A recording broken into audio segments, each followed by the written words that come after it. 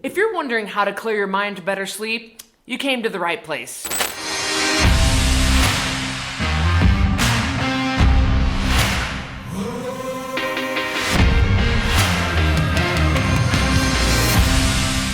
I'm Cristy Code Red, author, entrepreneur, retired professional boxer. I am Carrie Thompson, MSNRN, and the Chief Operations Officer here at Code Red. We're going to first start off by going over the perfect environment that you need that studies have proven to be beneficial for sleep. And next we'll go over sleep hygiene. You might not have heard of sleep hygiene, but you will now. And last we'll go over my bedroom boundary because I am very protective of my sleep. So if you follow my sleep routine, you're probably going to have a pretty good night's sleep. So we are chronically sleep deprived in this society. Have you noticed, Cristy, that a lot of people wear it as a badge of pride to be tired? Like, I'll sleep when I'm dead and things like that. I hear people say that kind of crazy stuff all the time. And it's just not good for your health, bottom line. We like to say at Code Red, you ain't sleeping, you ain't losing. Because the body senses a lack of sleep as stress and will hang on to body fat. This is just not okay with us. I just went through this a couple of days ago. We went through a stressful situation. I think we had to fire an employee or something was horrible, you guys. And I didn't sleep for, I think the fourth day I finally got sleep. And our dad is a licensed counselor and he says, if you are not sleeping after 3 days of no sleep, you start talking, thinking, and acting like a crazy person. Very true. And I think it is so important to have it set up what you're going to be doing each night. And I've never met anyone that does it better than this girl right here. In fact, let me tell you who she takes after. She takes after our grandpa, great-grandpa, Pa Otto.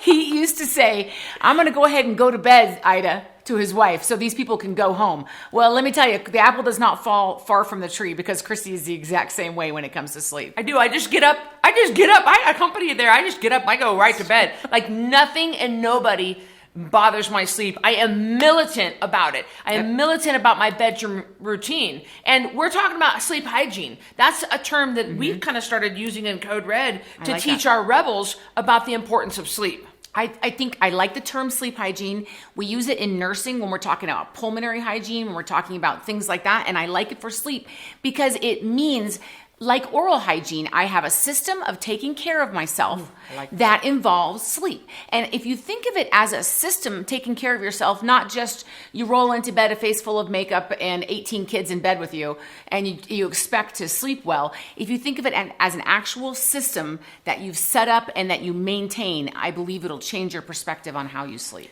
Well, let's talk about some of the pitfalls you might be experiencing because she just said kids. Now, I don't have kids. Carrie has 3. I don't believe in kids and pets being in the bed. And I'm pretty rigid. I get that. And Carrie's like, well, but co-sleeping is difficult. I think if you choose to co-sleep, you need to have it set up. I tried it when my kids were little, when I was breastfeeding.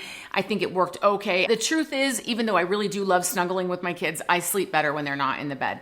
Or the pets. I love them all. So we have our special huggy, special time. Snuggle time. And then they go to their kennels, not the children. And then the dogs go to their kennels, the children go to their own bed. And that works out great. Of course, if you choose to do it, maybe you should just get one of those ginormous king-size beds, that are 2 king-size beds put together. Yeah, like an Angelina Jolie, Brad Pitt I almost said that. Yeah, you need one of those big co-sleeping beds. Also, we want you to look at your bedroom. A lot of people have really messy bedrooms, and they don't understand that is playing into how you're sleeping. Cristy, I like to think of it kind of, if we'll just step back and look at it globally, the 5 senses. So when you are getting ready for bed, I want you to think of the 5 senses. What are you seeing?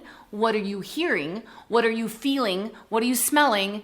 And we don't believe in eating really close to bed, but what are you tasting? I think if you can kind of step back and look at it from that, it will help. So what are you seeing? Like Cristy said, is your bedroom a complete disaster zone? Are you having to move the clean laundry off the bed to get back in it? That's just not conducive to sleep. That's a stressful environment for a lot of people. Do you have 10 years worth of magazines stacked on the bedside table? Oh my gosh. There are people like that. It's beyond what Cristy can imagine. But how about the temperature in the room? Right. What are you feeling? Studies have shown that you need 66 degrees or below. That's awfully cold, but you sleep better in a cold environment. Cold, dark room. And when I was training brand new night shift nurses, I would tell them, blackout curtains, and a box fan. So what are you hearing? You need some white noise. Are you hearing the dogs barking? Are you hearing the TV going? I've never understood people that try to sleep with the TV on. Are you hearing your phone meet all night long? Are you feeling sheets from 1978 with pills on them, like those little percale, I mean, what are you laying in? Like, are your jammies clean? Guys, you may think this is ridiculous, but Cristy and I at Code Red have literally had people put on clean jammies. This sounds crazy. Clean up their room, get the laundry off the bed, buy some decent sheets, and they sleep better and their health is better and they lose weight. This is something that we're laughing about, but it's not. It is the number one biggest thing we deal with on Code Red is getting people to sleep. People want to take an Ambien. They want to take a trazodone. They want to take a Restoril. Those are all sleeping medications that are prescribed by your physician, but they don't want to kick 18 cats out of their bed. Ooh. So it's true. They don't want to knock 15 years of dust or have their husband roll over so he's not snoring all night long. So please address the 5 senses before you go running to the medication. I do believe medication's good. It's helpful in a lot of situations. If your room smells like the leftovers you brought in there to eat a couple days ago, why don't you diffuse some lavender? Why don't you get the lavender spray, eye mask? There are just lots of things. If you go to nationalsleepfoundation.org, they have tons of ideas on that website as well. And all of this is going to clear your mind for sleep. Yes. You don't realize how much it weighs on you. I see people taking selfies in their bedroom, and I can see behind how messy their bedroom is. It gives me anxiety just looking at the photo. Like, come on. That brings us to a very good point, Cristy. Devices. Yes, devices. I don't know why I didn't say this first. Yeah, Cristy said, I like to lay in bed and watch Nat Geo for a few minutes. I do too. Or, watch the YouTube, whatever kind of videos are going to roll around. I don't mind that. But if you're going to be on your device, you have to have your blue light blocking glasses. This pair. This is the nighttime pair. Yeah, so what we're wearing Swannies. Swanwick Sleepwear is a company that Code Red paired up with years ago. We've been partners with them for years. 3 years. They are a family-owned company that they produce such incredible products. And so this blocks the blue light because our bodies were never created with all the devices around us. There's so much blue light, and blue light's designed to keep you awake. Why? So that you buy more things online. It's all about the money, right? So these are the day wear glasses. I have 4 computers that surround me during the day, so I reduce eye strain and reduce headaches by using my day wear. About an hour or so, a couple hours before bed. I do 2 hours before bed. You need to be putting on your blue light blocking glasses. It's okay that you still want to be online. It's okay that you still want to check in with people. We understand that. So either you put your device away for an hour or 2 before bed, or you wear blue light blocking glasses. Cristy mentioned it, but it actually blocks the production of melatonin, which is the hormone that helps you sleep. You've seen melatonin in the synthetic form when people take it as a pill. That's what blue light does. It's not just us making it up.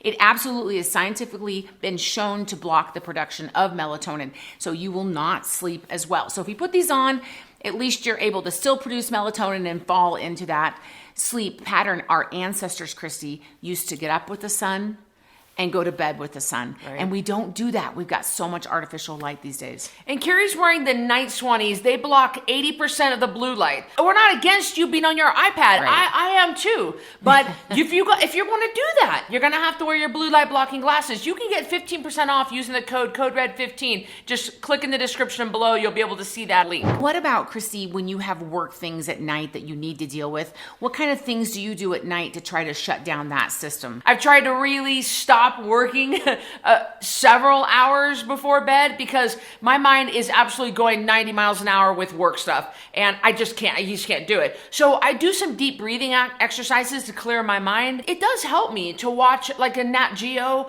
something like climbing Everest or something about Animal Kingdom, something to calm me down. I don't want to get so worked up. Mm-hmm. It's very important what content you're allowing into your system as you sleep. It's not okay to slide into bed at 10:30 at night with a latte in one hand, with a disgusting dirty house with your phone in the other hand, and then come to me and say, hey, Nurse Carrie, what kind of pill can I take so I can sleep? Well, no, Sally, you can put down the latte and the phone and make yourself a nice nighttime routine. Now, your brain actually gets used to, Cristy, the sleep hygiene system that you put in place. So, for instance, Cristy knows, and I only say this because I'm her sister and I watch her all the time. She takes whatever supplement to help her rest. She shuts down her devices. She has a system. Maybe a bath, take off her makeup. And what she's doing, consciously or unconsciously, is she is telling her body, we're getting ready for sleep. It's important to tell your body we're getting ready for sleep, not put away the rest of the dishes, make everyone's lunches. I mean, you have to have a set routine. Okay, at 9:30, I'm going to go upstairs and I'm going to start into this routine. And your mind will know, oh, we're gearing down. We're not going to start an argument with the husband at 9:30 at night. We're not going to watch a bloody horror movie at 9:30 at night. We're going to start into that. And if you will get your sleep hygiene organized, your mind will start to know that that's the direction that you're headed in. Yes, absolutely. Yeah. And also, I don't just hang out in my bedroom. My bedroom's for sleeping. I don't play board games in there. That way, when I go into my bedroom, my mind knows it's time to start shutting down for sleep. But above all else, you've got to clear your mind for sleep. You've got to take these measures and these steps to make sure that you are protecting your bedroom boundaries. This is a non-negotiable. Shorten your sleep, shorten your life. You can't lose weight and be healthy without proper sleep. Absolutely. And it is not expensive. It is not complicated. It is not difficult. These are very simple things that you can do to help your sleep without having to necessarily be the first step, be a medical intervention. Right. Our traditionally trained medical doctors, the medical paradigm is a pill for every ill. Yeah, let's just get them on a pill. We don't do that as Code Red Rebels. We're going to exhaust all our options first, and then if need be, we will turn to pills. Very simple things you can do. One of the things that we address a lot on our 10-pound takedown is sleep. In fact, we talk about it in the first couple of days of the challenge. So if you are interested in losing at least 10 pounds in 30 days, click the link, join our next challenge, learn about sleep, learn about a whole bunch of other things, and we'll see you on the next challenge.